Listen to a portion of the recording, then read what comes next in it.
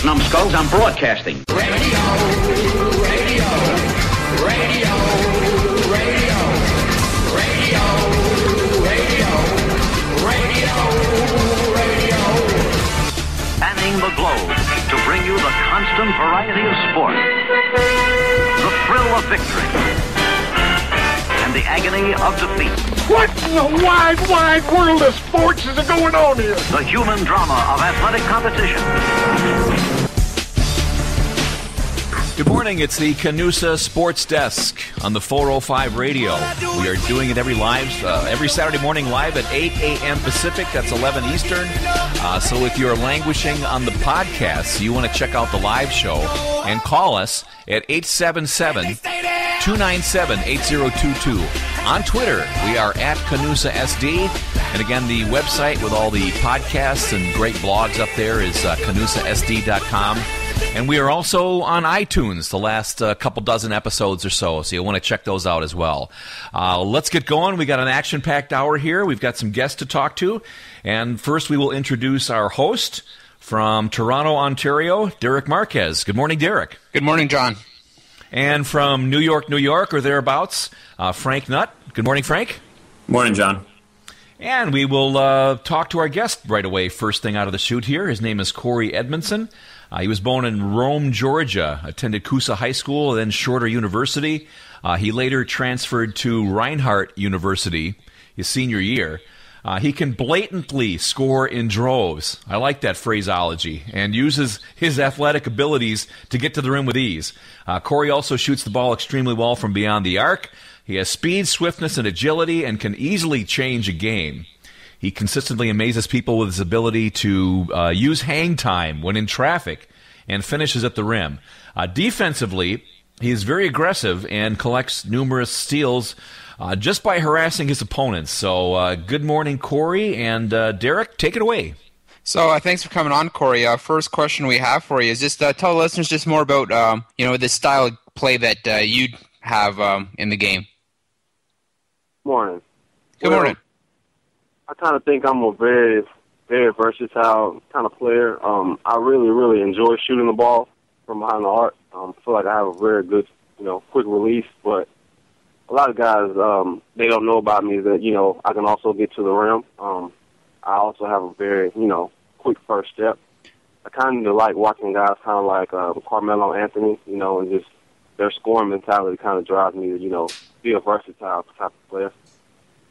So would you be kind of the player that Frank and I both admire in Reggie Miller? Oh, yes, sir. Yes, sir. I like being in the clutch, shooting threes for the most part. What has been the biggest challenge for you, Kerry, to kind of get to that next step of your career?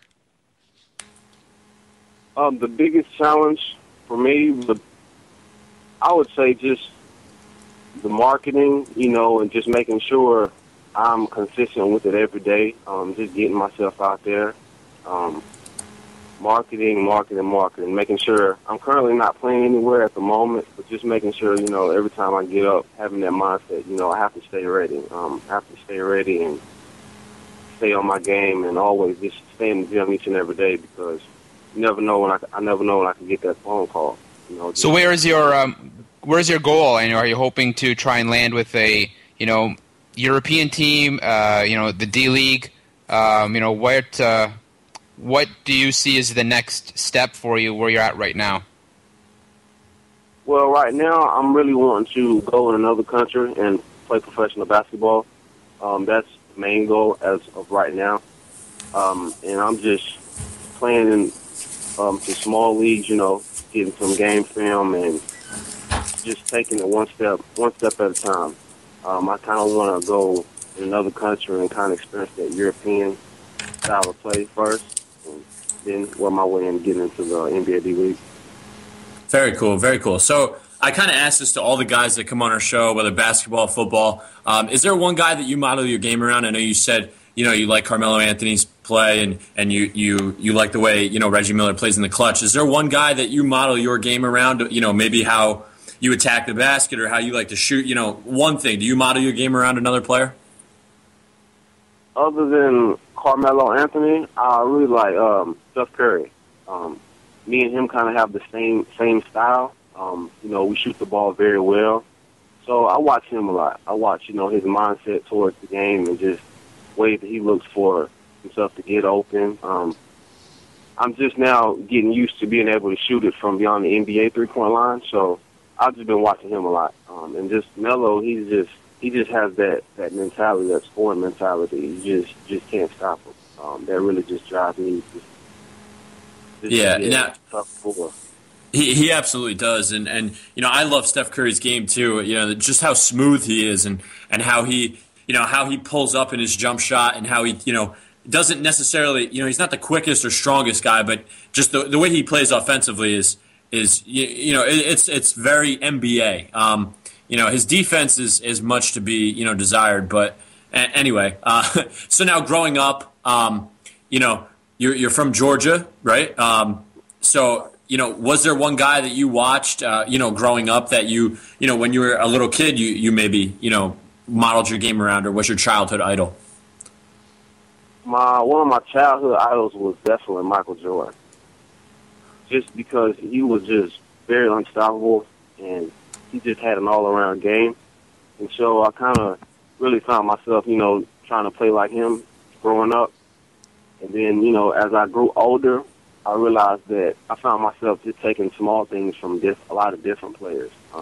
I know me being 6'2", throughout college I played shooting guard, but knowing that on the professional level, me being 6'2", I'm going to have to play point guard. So I watch a lot of guys like Darren Williams, how they distribute the ball and not only become scorers, but how they also, make plays and find their teammates and stuff like that. I've been doing a lot of that lately. Now, I just have... now, when we had a couple other NBA, prospects on in the past, one of the big thing was, are you able to be a combo guard? Yeah, you say that you watch Darren Williams for his passing and the way he's able to do both score and pass. Are you that same type of player? Do you feel like you can, you utilize your scoring ability to get guys open shots or other guys' shots, and then be able to distribute the ball as well? Is that something that that you've been working on? Yes, sir, it is. It's something I've been working on this past summer. Like in college, I never really had the opportunity. In college or high school, I never really had the opportunity to play point guard. I've always just been a two guard, so I kind of took advantage of the opportunity I had this summer. I played on this WBA league, this little semi-pro men's league. Oh, yeah, absolutely. I played point guard, so I was very able to show my skills, for the very first time, just being able to play point guard. And I think it's something that I'm definitely capable of doing, especially like me being a scorer, that kind of leaves a lot of guys open. Just working, the teams are working on my bounce passes and just how to get guys open and just knowing a lot of IQ. So, Corey, we've had some interesting answers to this following question from previous guests. We were just wondering, what is that one song that you listen to that gets you ready for the game? One song I have to listen to it's a song by Phil Collins. It's called "In the Air Tonight," and it's a song that just gets me in my mood. It blocks out all distractions, and it just gets me in my mood and just ready to play. It gives me a pretty good mindset. That this is where I am and this is where I've been wanting to be my whole life. And I actually have two songs. I also have another song. It's by Eminem called "Okay." Till I Collapse, and it's just a very hardcore song. So now, do you play the Eminem song after the Phil Collins song? Because that's like totally different. Yeah. Yeah, it's kind of. I usually play that afterwards. That's usually the song I play right before I go out. Oh, okay. Yeah. So now, yes, go ahead, Frank. No, it's funny that you say Phil Collins because we had a football player on, I believe, a couple months, maybe a month ago, who said that Marvin Gaye was his go-to guy, to get pumped up. So it's just interesting. Everyone's got their own flavor and their own taste.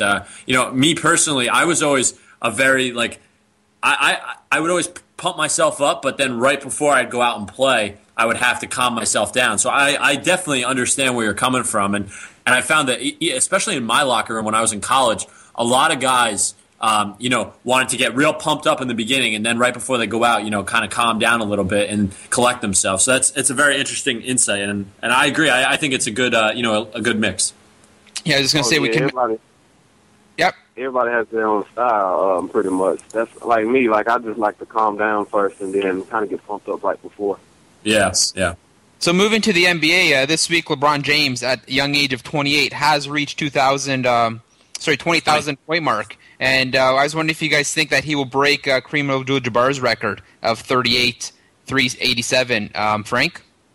Yeah, I thought about this long and hard, and I had to go back and look at, what Kareem was doing, when he was 35, 36, 37, 38, that range. Because there's no doubt that, that LeBron is going to be able to do what he's doing now, for another 5, 6, 7, 8 years. I mean, he's just that gifted. So I feel like once he hits 35, to me, he's going to become more of a Magic Johnson, a guy who averages 15 points, 15 to 20 with, 10 assists, and is really looking to get other guys shots. So I don't think he will get there. My guess is he'll get to like the 35,000 range, 34, 35,000 by the time he's all done. But with Kevin Durant this week, passing 11,000 points 5 years into his career, I feel like the way he scores, if he keeps up this pace, I think he has a good chance of being up there, right around 37, 38,000 points if he keeps this pace. So to me, Kevin Durant has more of the longevity scoring-wise than a LeBron James would.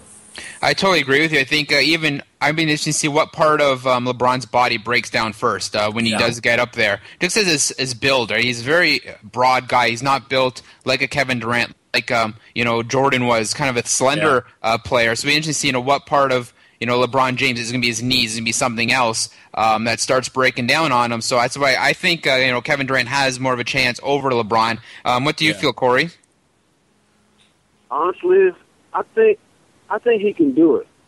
I think he's playing on another level right now. I think I read that if he continues to average maybe 27.6 points per game or something like that throughout his career, then he'll be able to pass Kareem Abdul-Jabbar's record. Maybe around the age of 36. I don't think he'll average that many. I think maybe around 20. I do think he'll average more assists. If he doesn't get it, I think he'll be close. So it'll be something to see. I don't think he'll be as good as he is now for the next 10 years. Maybe the next 3 or 4, maybe 5, maybe. Yeah, and it's funny because I was looking at Kareem Abdul-Jabbar's numbers, and at age 35, he was averaging 24 points. And then at age 38, he was averaging 23 points. So to me, LeBron just doesn't. I don't think he has the desire to do it. I think he loves making other guys better. And if you listen to any interview that he's had, since he came into the NBA and even in high school, his number one goal has always been to make guys that he's playing around better. And he did it in Cleveland, and now he's doing it in Miami. So I think Kevin Durant has that scores mentality more than LeBron does. I feel like LeBron just wouldn't want it, as opposed to Durant, who might want to go after something like that more. Kind of, this week on Thursday night on TNT, I don't know if Derek, if you get that in Canada, but that's like the NBA Thursday night channel in the U.S., and they unveiled the starters for the NBA All-Star Game. And to me, I agree with all the starters except for Dwayne Wade and Kevin Garnett. And this begs the question of, who should really pick the starters for the NBA All-Star Game? Should it be the fans? Should it be the NBA coaches? Should it be the players themselves? So I wanted to get your guys' opinion on, who should vote for the stars of the NBA All-Star Game. Derek?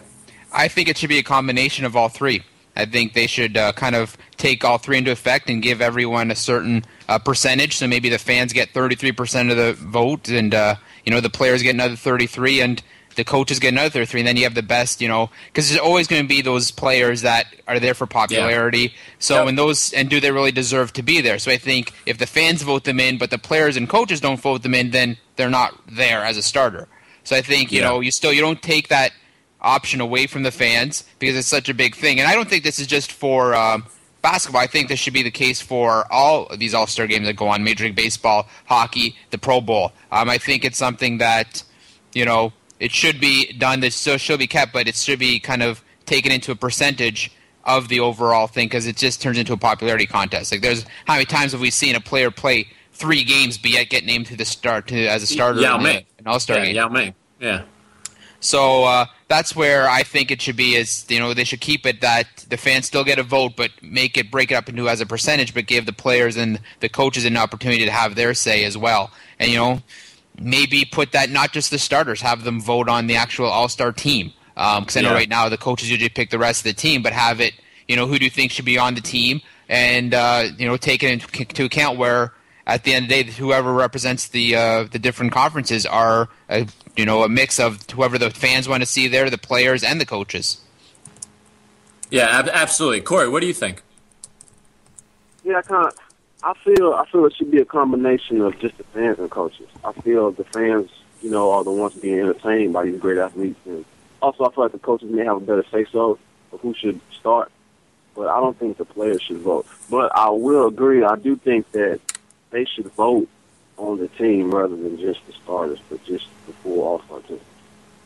Yeah. And to me, I mean, this whole situation, it does mean something, the game, but to me, it's all about the fans. So I don't have a problem with the fans voting. I feel like at the end of the game, the coaches put in the best 5 that they think anyway, and really, I mean, the game is just an offensive showcase for the first 3.5 quarters anyway, and then teams really start to play, come fourth quarter, about that 6-minute mark like we saw last year, when the East was down by, I think they were down by 15, pretty much the majority of the whole game, and then they came back led by LeBron, so I just think that at the end of the game, when the game really matters, I feel, then the best players, or the best 5 players are in.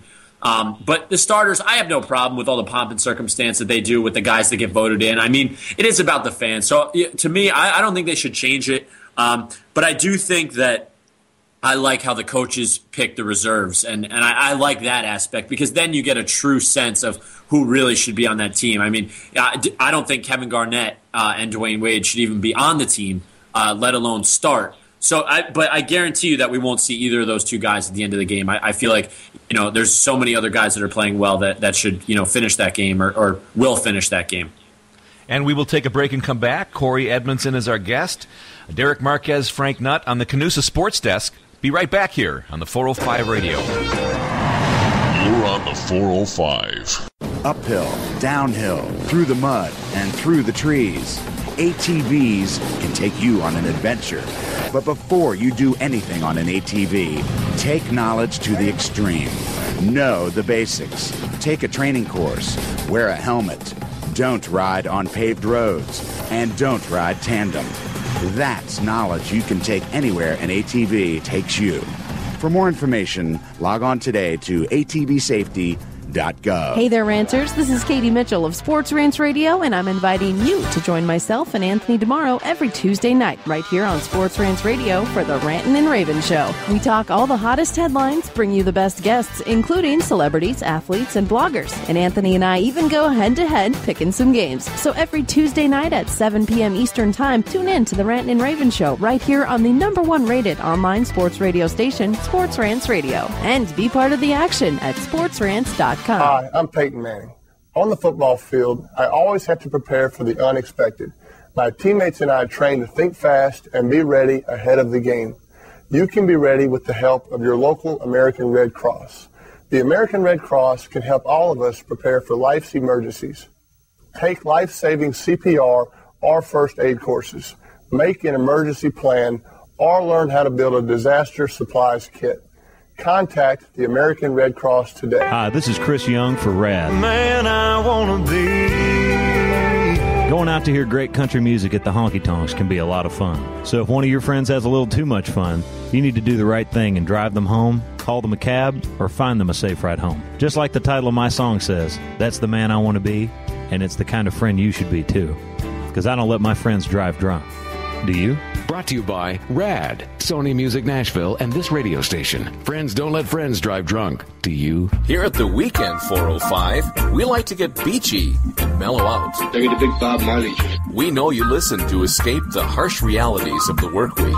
It's a little harsh. Wash the weekend down with the 405. The cannonball. You're on the 405.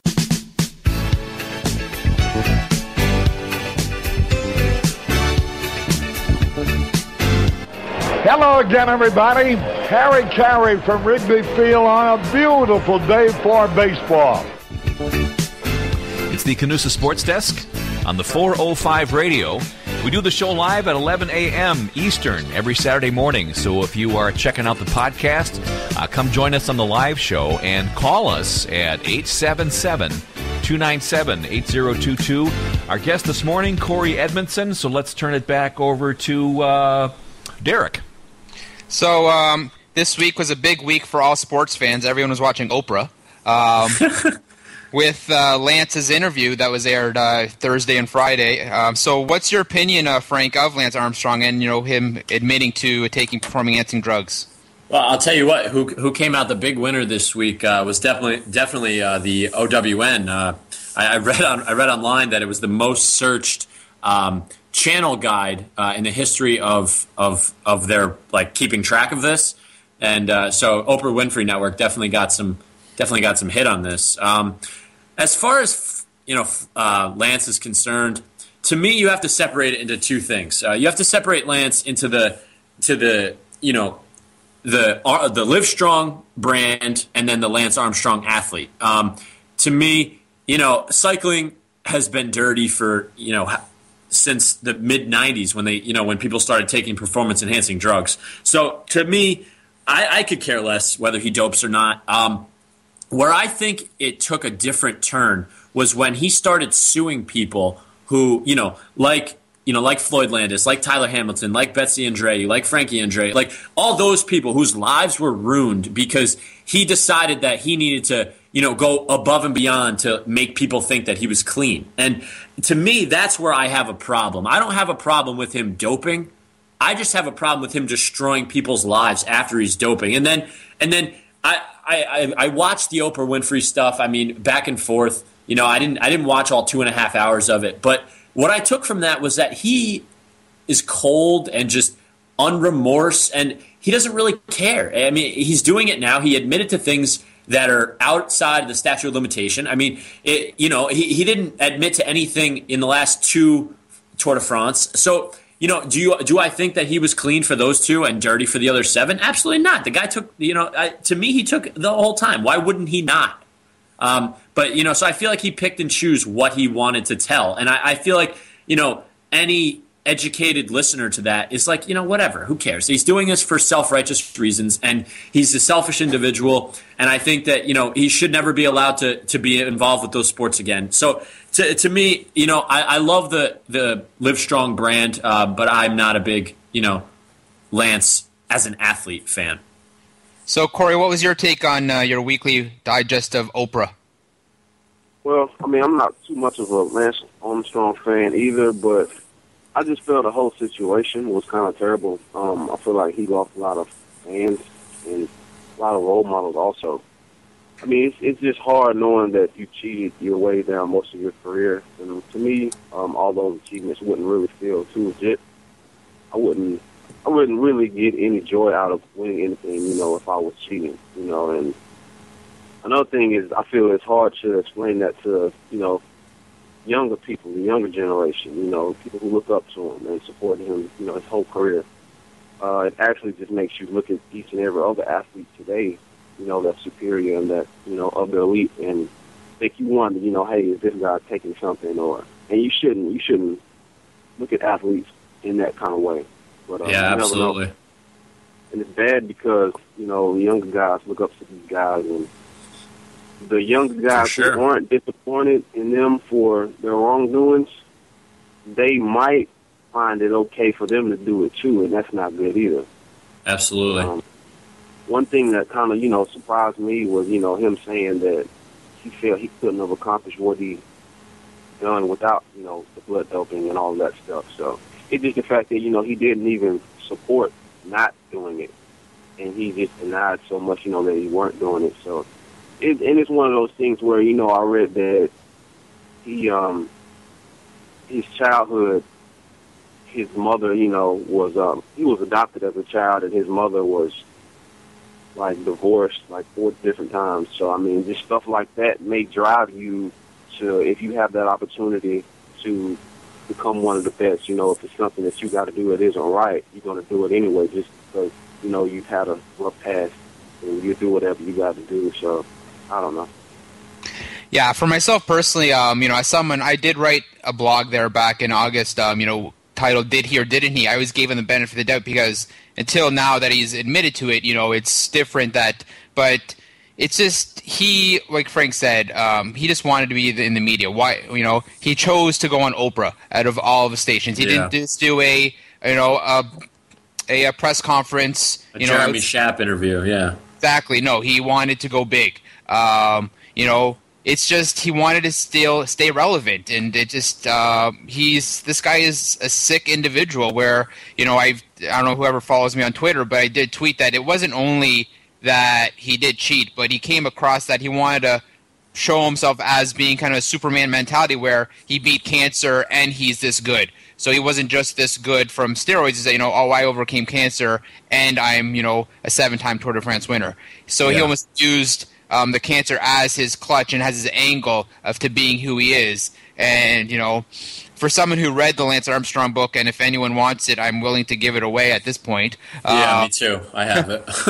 But really, just his whole career, his whole, existence in the public eye is based on a lie. And it is unfortunate that, it's going to associate with the Livestrong Foundation because – the concept of the Livestrong Foundation is a great one, but unfortunately, its very great. founder Absolutely. is, one of the dirtiest athletes of all time. And unfortunately, I think I joked around with people that unless if Livestrong comes out and publicly bashes Lance to disassociate themselves from them, I don't think they can, continue because they're always going to be Livestrong is always going to be tied in with Lance Armstrong. But it's very unfortunate because it is a great foundation. Is a great there are other athletes that had cancer and beat it and still continue. For two at the top of my head, Mario Lemieux of hockey and Saku Koivu of hockey, both players that and, it can be done. So people who do have cancer, don't give up. But just unfortunately, Lance Armstrong, did it for the wrong reasons. I think this is all part of his plan too. That he's cheating, but if he starts this, there's going to help him think that he was clean. I just, with the ultimate ends justify the means story. I mean, to me, that's what it is. The ultimate ends justify the means story. Yeah. So, do you think if Lance Armstrong does cooperate with the cycling authorities, do you think his lifetime ban should be shortened? The funny thing about this is, it seems like he's only doing this when he has something to gain. And, I personally, I think he should be banned for life. I mean, he cheated and he made a mockery of a sport that was unwilling to go after him until he was done making them all that publicity. So to me, the whole sport and the whole Lance involved with that sport, to me, just needs to be done with. I mean, is he only starting this because he wants to come back and race? I mean, it just seems he's doing everything for the wrong reasons. Everything has something to benefit with Lance. So I feel like they should not let him back in because for the first time he'll be doing something without getting any benefit from it, whether it's, for his selfish reasons or not. Not only should his ban should be shortened, but Lance Armstrong should be in prison. That's my opinion, personally. What do you think, Corey? Well, I mean, I don't have anything against him, but I do feel like he's doing everything, for the wrong reasons. I don't think his ban should be shortened at all either. I think people would never really look at him the same way. Not as a winner at least. Maybe just another guy out there doing what he loves doing if he was able to come back. But I also feel for him, and it's hard, having something, taken away from you, for your whole life. But, he'll just have to make that adjustment. Yeah, absolutely. And you know what? It's so interesting, all the different complexities of this Lance Armstrong story. But, it's so unbelievable, the way that if you kind of look at his apology and you compare that, to the apology of Marion Jones and the apology of A-Rod and the apology of Tiger Woods, it just seems like they all have the same coach that, like, it's okay, I'm so sorry, I truly apologize for these actions. Like, shut up, like, stop. Like, no one believes that you're actually sorry. You're only sorry because you got caught. So, and you know what, it's funny, Derek, I've never actually seen you in person, and John, I haven't seen you in person either. So I'm still trying to figure out if you guys are trying to catfish me. But to kind of transition to something else, probably the bigger of the two stories this week, the Manti Te'o story, kind of took everyone by surprise, especially in the height of OWN's Lance Armstrong story. It's crazy to see how this Division I athlete can get quote unquote catfished, a term that I had heard before just because I've seen the show. But I wanted to get your guys' opinion on Manti Te'o and his fake girlfriend, who was really a guy who sent him a Twitter apology. That's the funny thing, a Twitter apology. So I wanted to get your guys' opinion on this. Derek, what do you think about the whole Manti Te'o situation? I can't wrap myself around it. I have no idea what to believe, what not to believe. So I was not aware of the catfishing term, and this is actually going on. But I just find it so hard to believe the things of the story. I kind of put two and two together that after hearing these allegations, I did go back and listen to some of his interviews. And the things that really kind of make me scratch my head is this guy's had this relationship since 2009, and he's never once met this person.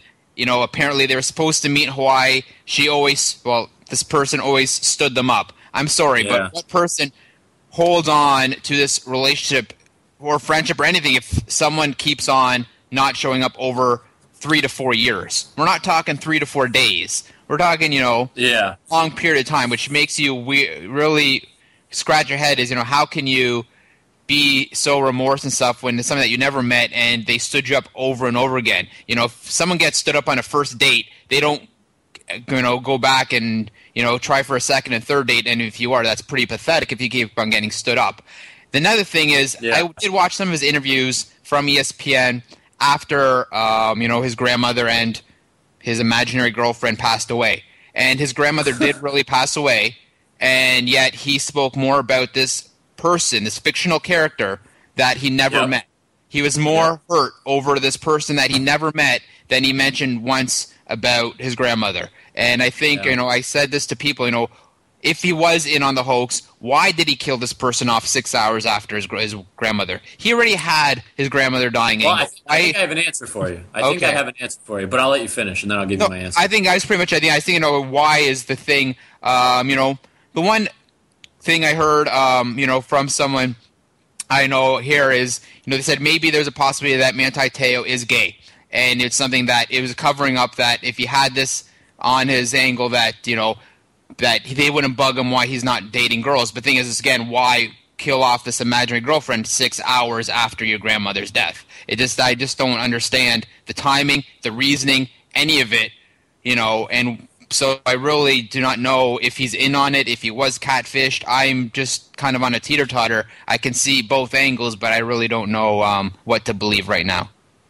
So before I give you my answer to your question, Corey, what do you think about the whole Manti Te'o situation? I know, being a college athlete, it's almost hard to fathom someone who would make up a circumstance where they wouldn't be hit on by other girls. I mean, I just playing college sports myself, not at the level of Manti Te'o, obviously, but he probably couldn't go to a party without girls just throwing themselves at him. So, to me, I just want to know why. Why would you make up a fake girlfriend to take all that away unless you really don't want it? So, Corey, what do you think about the whole situation? Yeah, it's just a sad story. I don't really understand it, especially, just after a great football season. It's just really just a mood changer, after having an undefeated season, and then you hear about this. Story just really just doesn't make a lot of sense to me. It was very sad, about his grandmother passing and everything, but it's crazy how someone, can play a joke on you for so long. I don't think he made it up. I think he just got played. It's just a lesson learned for him. Me personally, I mean, just being a popular football player, I mean, I wouldn't be online talking to people. Absolutely. That's my point. Yeah, absolutely. The whole world knows about you, and, I mean, you have an opportunity to get just about, I mean, any girl you could possibly Any girl. And what did you say? He was talking to her since 2009? Yeah, occasionally for like a year and a half, and then he really started picking up in 2011. So, whatever that may be. Yeah, it's kind of embarrassing, but I don't know if he feels that way.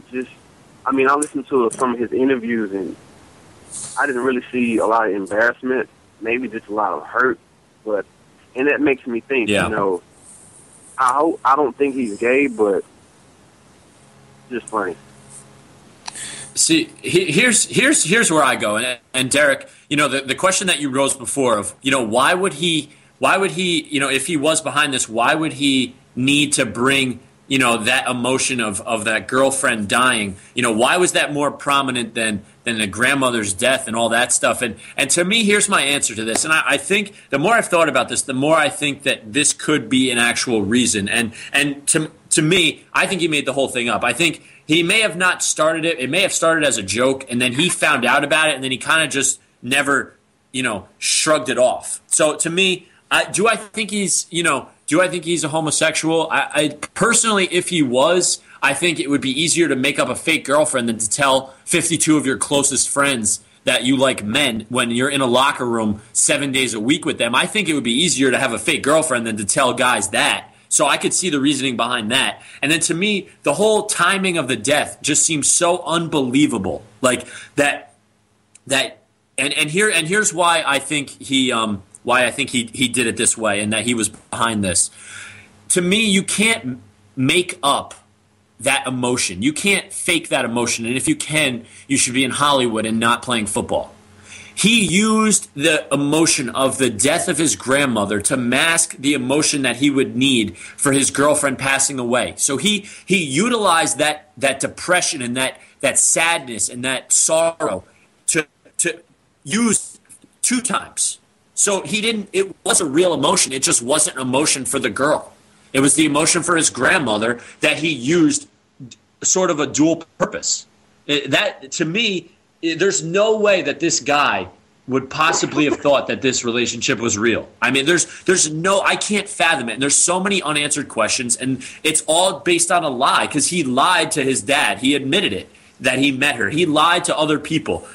Guys around around campus, around Notre Dame's campus, thought that this girl was made up. They thought it was, just a good story that he went along with. So to me, there's more than meets the eye, and we've seen that. We've seen guys lie. Tiger Woods a liar. A-Rod lied. Armstrong lied. So what is saying that this guy is telling the truth? Derek, I want to get your opinion. What do you think about what I said with the idea of him masking his emotion, and using it as sort of a dual-purpose emotion? I think that's a great reason. I'd never thought of it until right now you said it, and I can totally see that. And I think the more I hear about it, the more I kind of really think about it, he has to be hiding something because absolutely, there's no way he did this for his own benefit as a football player. Because he did not know at the time. Exactly. Absolutely. He didn't know that Notre Dame was going to be undefeated. He didn't know he was going to be a candidate for the Heisman Trophy. So this had nothing to do with his actions on the field to try and help promote himself better, to get himself a better draft pick. This has nothing to do with that because this happened in September, not on January 4th. Yeah, absolutely. So to me, he has to be hiding something. If it isn't homosexuality, maybe it's something else. At this point, I'm leaning towards probably that, giving him the benefit of the doubt. But after hearing your, definition of, that emotion, it makes sense. And, that could be very well it. I don't know if we're ever going to get the right answer. I don't know, is he ever going to admit to that? I don't think so. So I think, maybe years down the road, after his playing career is done, he may come out, as most homosexual athletes do tend to come out after their playing days. So if that's the case, maybe that's when he does it. But I don't think in the near future we're going to get answers behind this crazy story. And like Corey said, it is unfortunate because Notre Dame had such a great year, The first time. Unbelievable. Storied franchise, storied school, coming back and putting themselves back on the map. And it's very unfortunate that, this is going to overshadow their undefeated regular season. And, do you think, another question to you, do you think that this was also part of, why Manti Te'o played so poorly in that national championship game? We've always were saying kind of Alabama was bigger, badder, stronger than them, and made invisible. Maybe this burden, it was on his shoulders. One last question before we go to break. I just want to know, this week, whose reputation was damaged worse? Was it Manti Te'o's or Lance Armstrong's? Corey? I feel like Lance Armstrong's reputation was damaged more.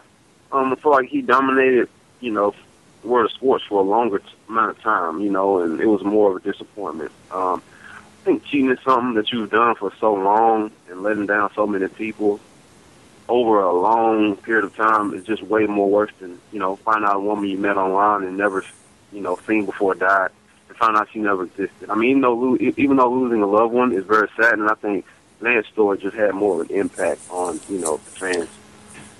I agree with you. I think Lance Armstrong's reputation was damaged more, but Manti Te'o's future may be damaged more because this may affect his NFL draft status, where he's going to be taken. How he's going to succeed in the NFL, because going into visiting stadiums with this ammunition for visiting fans to attack him on, he may not be able to overcome. But definitely reputation-wise, Lance Armstrong admitting to what many people believed, that he did cheat and he did take performing-enhancing drugs to win those Tour de France, and he's pretty much the biggest fraud in sport. I think at the end of the week, Lance Armstrong, his reputation was damaged more than Manti Te'o's. Manti Te'o's just has a big question mark beside his name. Frank? Yeah, see, I think that we've talked about this before, Derek. I always thought that Lance Armstrong was guilty anyway. So to me, thinking that Manti Te'o was this, this great leader and this emotional, stable guy who's able to deal with all this grief and then go out and just be such a good performer, you had to think that may have elevated his Heisman stock and his draft stock. So now, I listened all week to guys, NFL guys like Brian Billick and all these other, Adam Schefter, all these guys saying that it won't affect his draft stock. I mean, we've seen, Ray Lewis kill someone. We've seen, Lawrence Taylor be a cocaine addict. To me, I don't think it'll hurt his draft status. I don't think it'll hurt him professionally. I just think it brings into question that leader that he was. So to me, Lance Armstrong to me has always been tainted. So the fact that he came out now, whatever, I don't care. But to me, Manti Te'o had this almost above and beyond personality that now you have to put into question. Whether he's that gullible or whether he's a liar. So I think it hurt Manti Te'o a little bit more than Lance Armstrong this week. We'll take a quick break and come back. We'll talk NFL and then the rapid-fire wrap-up right here on the CANUSA Sports Desk on the 405 Radio. You're on the 405. Hi, I'm Carl Edwards from Roush Racing. When I'm driving, I always buckle up. There you go. You buckle up. Buckle up. Buckle up. Buckle up. Buckle up. And you should too. Every trip, every time. Every trip, every time. Every trip, every time. Every trip, every time. Every trip and every time. Yeah. Buckle up every trip, every time. Hi, this is little Steven for Rad. We all got to party now and then, but we've got to let somebody else do the driving. Please don't drink and drive, and don't drive with somebody else who's been drinking. Thank you. A public service announcement brought to you by the U.S. Department of Transportation, RAD, the National Association of Broadcasters, and the Ad Council.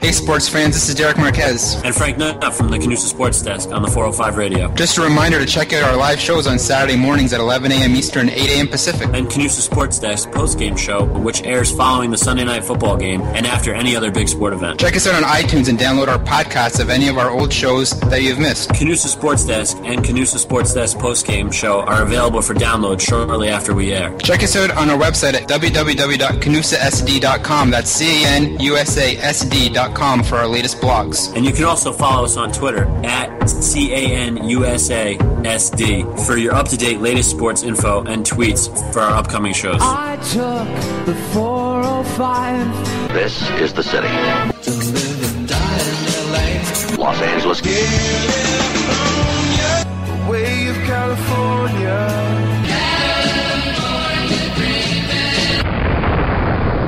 You're on the 405.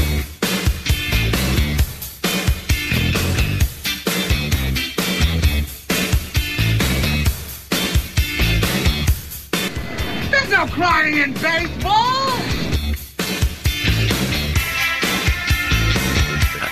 It's the CANUSA Sports Desk on the 405 Radio. 877-297-8022 is the toll-free number if you're listening live.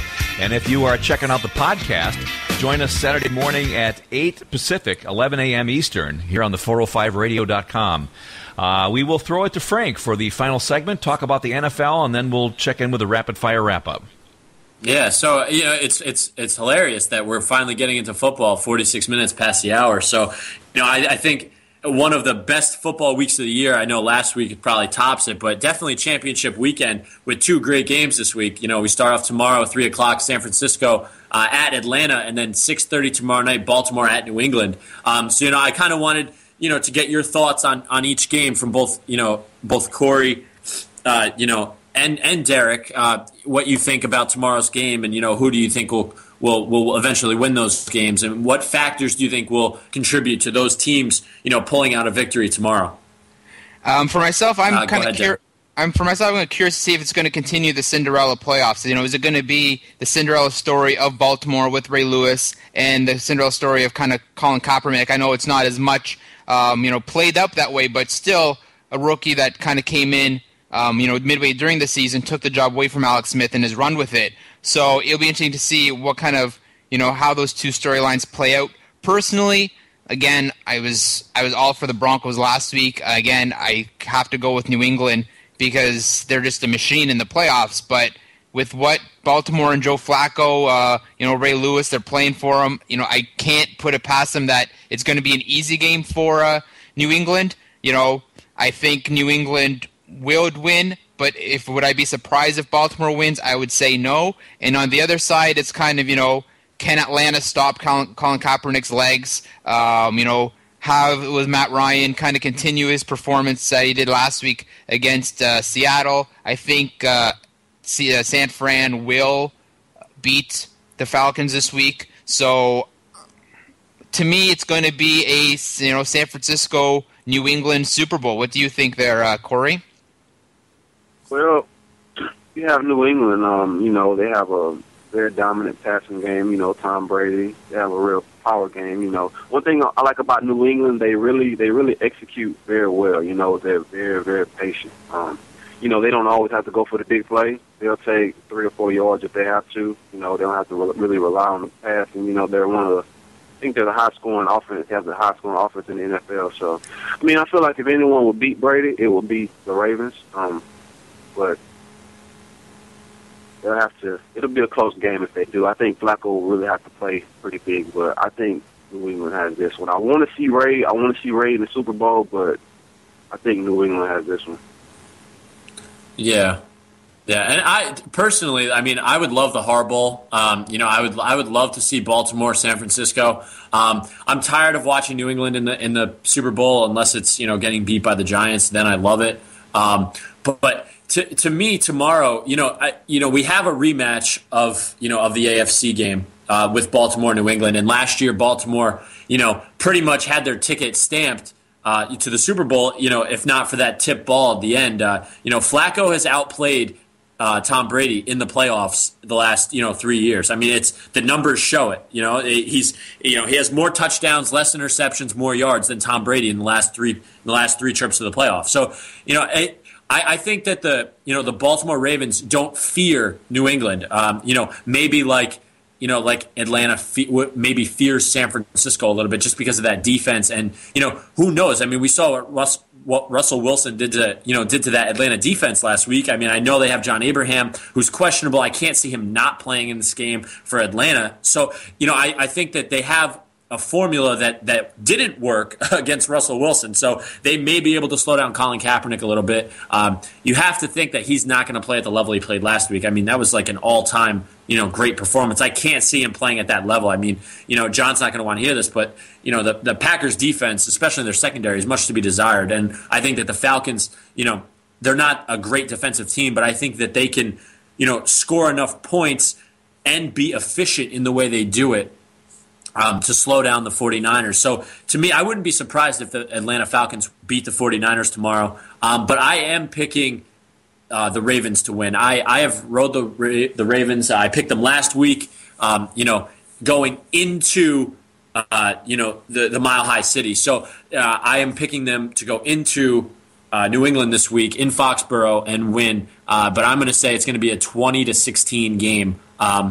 And I feel very confident about Joe Flacco and their deep threat. And then I'm also going to pick the 49ers, to beat Matt Ryan. I know he's been great at home, but I just think the 49ers are a more complete team than just the great offense that Atlanta has. I'm going to pick them to win 24-20.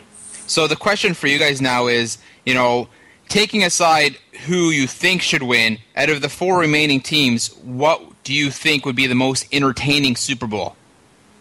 So not who you think it would have been, but how the style. What would be the most entertaining Super Bowl amongst the 4 teams that are remaining, Frank?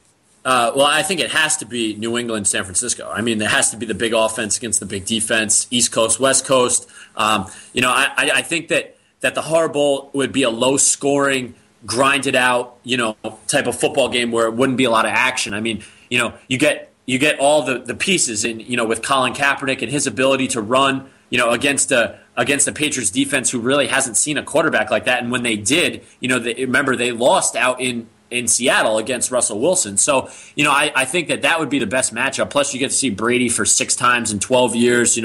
That pretty much solidifies his role as, probably one of the best postseason quarterbacks ever. So to me, that's the best matchup. What do you think, Corey?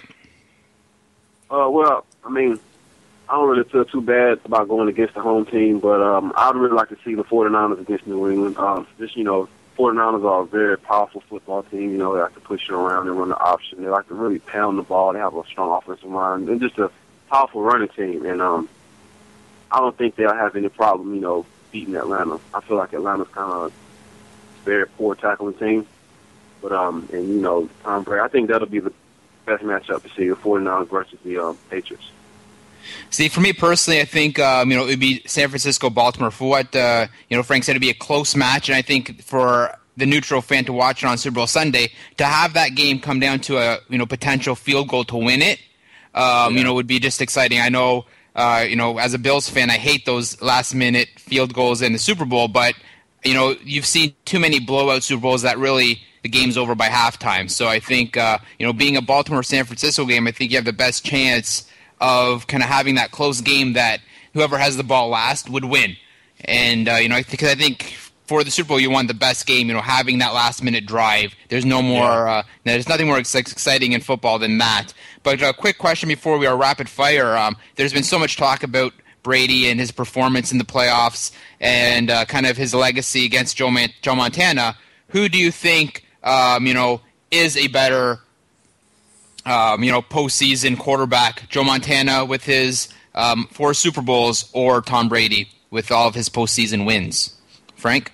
Well, I think you have to go quality over quantity here. I think Montana and the 4 Super Bowls, and I'm not 100% sure what his Super Bowl record was, but I know, it's 4-0. So it's just like the comparison between Jordan and Kobe or Jordan and LeBron. Jordan has that unblemished record just like Montana. So, I feel like Tom Brady losing 2 Super Bowls, especially the last 2, to underdog teams, it definitely Joe Montana, 100%. Corey? I have to go with Montana on that one also. He just has a better record. And, yeah, I just have to go with Joe Montana. I agree with you. I think, the 4-0 has to have more weight over all the postseason victories that Tom Brady has, because Montana's won the big one without losing, and Brady's just has a lot of wins, but technically in this big one he has a few losses. Absolutely. Even though the past two you can't really blame on it because it was in Eli Manning's hand that drove the ball down, and Brady was just watching it. Yep. So he did as much as he could, leading the team into having the lead to that last drive. Yeah, and Tyrell's helmet. Okay, we will do the rapid-fire wrap-up. Here we go. 4 questions. Number 1, how long will it take players to get up to speed in the NHL season after being in an abbreviated training camp? Number 2, FIFA President Sepp Blatter says the 2022 World Cup in Qatar is a question mark due to heat issues. Should FIFA move the World Cup to another location? Like Sydney, Australia, right? Where it's about 115 degrees. Anyway, aside from Tom Brady, who is the best quarterback left in the playoffs? And lastly, what are you watching this week? Derek Marquez. So first, I'm going to say it's going to take approximately 2 weeks for players to get up to speed in the NHL. I think a lot of them, at least the higher-end players, were playing over in Europe, so they do have some sort of conditioning, so it won't take as long as people think. I believe Sepp Blatter should move the World Cup from Qatar. I don't think Qatar should have been awarded in the first place. They're a 109th ranked team in FIFA, and to let a country like that get into the tournament where the top 32 teams in the world get into it, they're going to be an embarrassment. Qatar was only given the World Cup for money and all their money and oil they have. So Sepp Blatter, finally make a good decision, move the World Cup, bring it to North America, bring it to within Europe, somewhere that deserves it and not Qatar. And I think the best quarterback that's still in the playoffs, aside from Tom Brady, I'm going to go with Joe Flacco of Baltimore. And what am I watching this week? The return of the NHL starts tonight, so that is what I'm watching. And then, the football games tomorrow. Frank. To me, I think it'll take maybe 15, 20 games, so probably about 2.5 weeks for the NHL season to really, get underway. We saw last year with the NBA lockout. It takes a little bit. My concern is injuries. They're going from playing 2 to 3 games a week to 3 to 4 games a week. Like we were saying before, 7 games in 14 days. That's a lot. So I'm interested to see the level of sustainability with injuries. I'm glad that that they're going to take the U.S. or they're contemplating taking the U.S. out of Qatar. I think the U.S. With all the ready-made stadiums that they have, I feel like when they bring it to these countries that don't already have stadiums, it's like the whole infrastructure has to be built around this one event, and then what do they do with them after? So I think the U.S. is a much better fit. Like it's been reported that hopefully it'll be moved to the U.S. I'd love to go to the World Cup. Aside from Tom Brady, I'm going to go with the matchup. I think Joe Flacco's better. I think Matt Ryan and Joe Flacco are equal, but I like Joe Flacco's matchup better than Matt Ryan's. This week, I knew Derek was going to say the return of the NHL, so I actually went out and I'm interested to watch the Cuse and Louisville game today, number 1 against number 7. My first college basketball game that I'm really going to sit down and try and analyze today, as well as the 4th round quarters semis of the Australian Open. Corey. Okay, well, I don't really watch too much hockey or know much about hockey, but I feel training camp probably be a little tough for the players. I believe they have from Sunday to Friday or something like that. It's not close to training camp maybe, but hopefully the players will adjust quickly. They'll be able to go all out, for the season. I think maybe stay in half, maybe, or cut it to a fraction, but anywhere in the season, and players just want to win, so they'll do what they got to do to, make their training camp.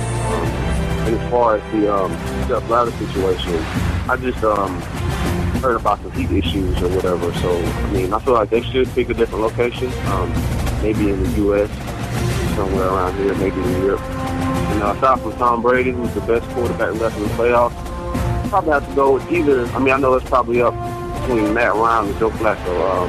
Ryan has a better rating in the regular season, with more yards, high passing, complete percentage. But specifically in postseason, Flacco's playing better, so I have to go with Flacco. And what am I watching this week? Tonight, I'm watching James Harden against the Minnesota Timberwolves. Okay, Corey Edmondson. You got a Twitter handle or a website you want to plug here? Yes. You can follow me on Twitter. Domain is C Edmondson Play, the letter C Edmondson Play. Also have a Facebook fan page. You can like and subscribe my fan page at www.facebook.com/C Edmondson Play. And also have Twitter, YouTube, Pinterest, all my domains C Edmondson Play. Okay, we got to wrap it up. That's the CANUSA Sports Desk on the 405 radio for another week. We'll be back next week, Saturday at 11 a.m. Eastern. It's 8 a.m. Pacific, right here on the 405 radio. We'll be talking to you. Post-game show is brought to you by Christ, I can't find it. The hell with it.